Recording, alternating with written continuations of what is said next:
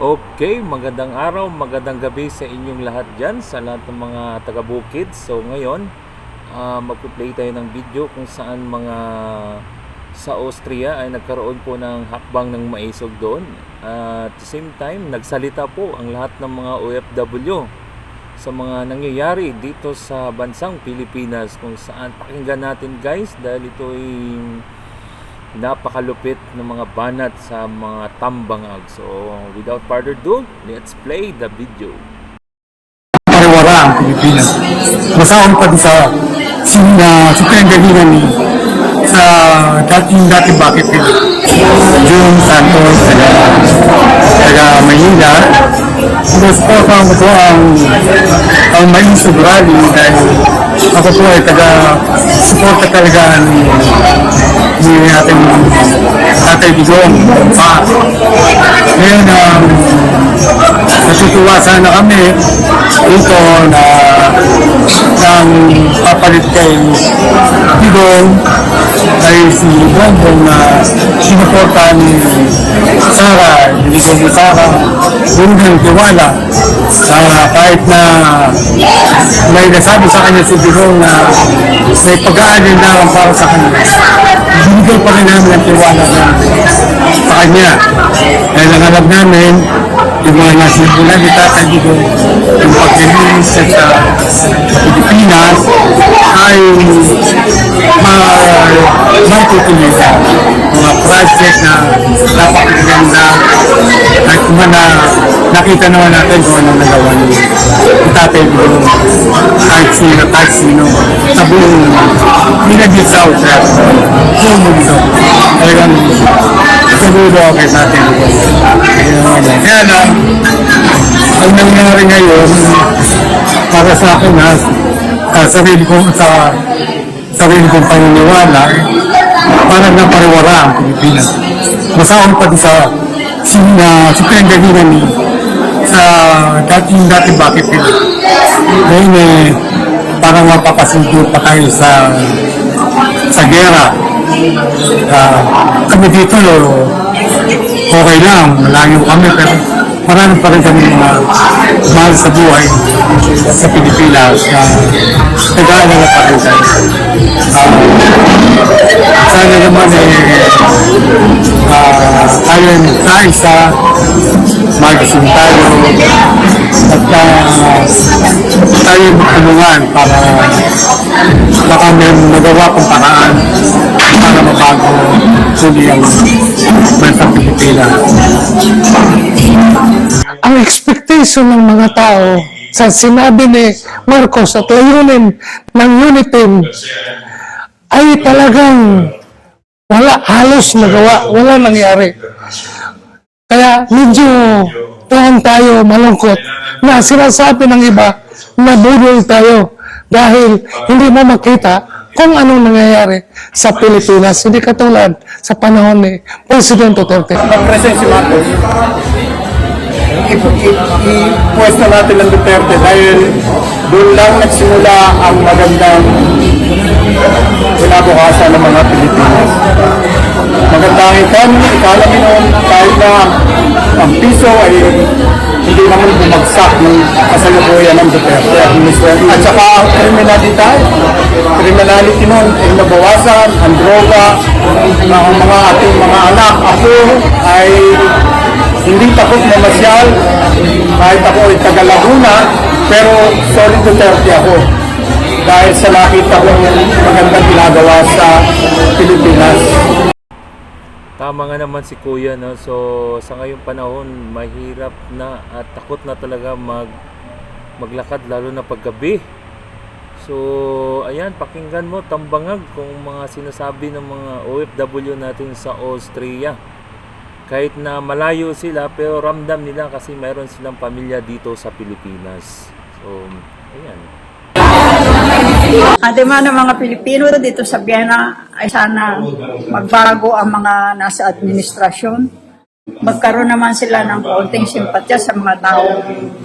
Lumagay sila sa mga lugar ng mga pabababang Pilipino. Matikman nila kung paano ang mga Pilipino naghihirap dahil sa maling patakaran ng administrasyon. Sa ginagawa nilang pagkurap. Saka sana si BBM ilagay naman niya sa kanyang puso ang pagmamahal sa mga Pilipino. Dahil kawawa naman talaga ang mga Pilipino sa atin. Sa Administrasyong Marcos, wala po kaming nakikita. Ang kanyang ginagawa lamang ay pag-supel, injustice po. At paggawa ng mga masasamang ehemplo sa ating bayan. Wala po kaming nakikita. Puro lang po pagsusupil at panggigipit ang kanilang ginagawa ng kanilang administrasyon. Kami po ay dating BBM Unity 10, ngayon nabudol po kami. So ayun, dating BBM unit team, nabudol talaga sila. So tama nga naman si Kuya na ang ginagawa ngayon ng mga administrasyon puro panggigipit, lalo na sa Davao, kaya sa pamilya Duterte at sa KOJC at kay Pastor at sa SMNI. So yun, napapansin po ng ating kababayan, malayo na yan sila, nandun sila sa labas sa Vienna, Austria, pero napapansin at nararamdaman nila ang walang nagawang maganda o walang programa ang Tambangag. Sana hindi na mauulit. At sana, Mr. President, resign ka na. Ako ay sinusuportahan ko ang Maisog International sa Vienna, Austria kasi nakikita ko ang pagkukulang ng gobyerno sa ating mga mamamayang Pilipino. Hindi nila inaalintana ngayon ang kahirapan at lalo pa nilang inilulubog ang mamamayang Pilipino sa kahirapan. At saka dito kami nakatira pero meron kaming kamag-anak doon at kami ay aware kami sa mga nangyayari dahil kami ay laging nanonood sa SMNI at yun ang nakikita namin na katotohanan at yun na nga hindi kami sumusuporta doon sa nagbabantang giyera sa Pilipinas. Ngayon po, napaiyak po ako. Dahil ang nangyari ngayon sa atin, hindi mahal ang bigas, kundi gutom po ang problema ng ating sambayan ng Pilipinas. Dinala namin yung Maisog, hakbang ng Maisog International sa Austria. Dahil kung saan yung Filipino communities dapat magkaroon ng isa. Para sabihin natin na mamulat ang ating mga kababayan sa mga nangyari sa ating Pilipinas, mahal na Pilipinas. So, sila po ay dapat kasama sa hakbang na ito para baguhin ang ating bayan na ngayon ay nasa kamay ng mga walang hiya, sa kamay ng mga bangag, at sa mga kamay ng mga politiko na ang hangarin ay kanila lang sarili. Ang Maisog Istorya po ay kasama dito sa Maisog International at dapat hindi sila maiwan sa pakikibaka ng bayan.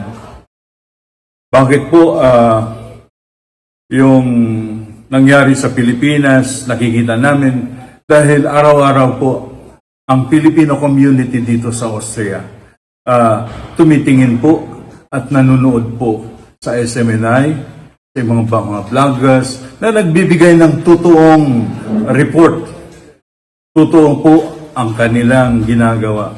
Hindi katulad ng stream media. So, sa akin bilang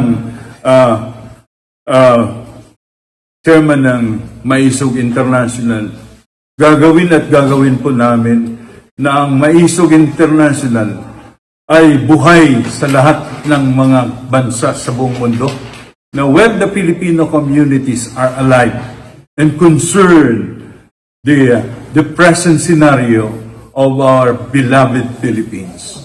Yan lang po at saka maraming salamat. Sana kayo nanonood ngayon sasama sa aming hanay para mabigyan natin ng kinabukasan ang ating bansa. Ngayon po, napaiyak po ako. Dahil ang nangyari ngayon sa atin, hindi mahal ang bigas, kundi gutom po ang problema ng ating sambayan ng Pilipinas. At ang bumubuhay lang po sa ating bansa, ang mga remittances namin. Lahat ng OFWs, lahat ng mga Pilipino migrant workers na nandito sa bansa. Dahil walang kwenta po ang nangyari sa atin. Wala pong mga negosyante. Dahil doon sa sinasabing baka mangyari ang gera sa West Philippines. Dapat nating tingnan, dapat nating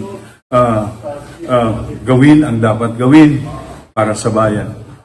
Dahil mahal natin ang bayang Pilipinas.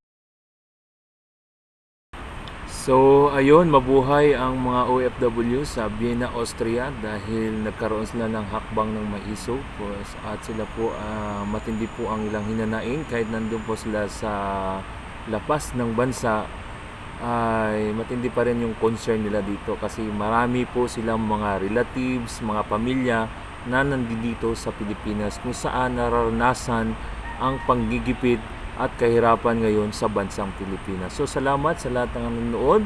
Huwag kalimutang i-subscribe, i-like, i-share at i-click ang notification bell at para kayo ma-notify sa lahat ng mga bago nating video.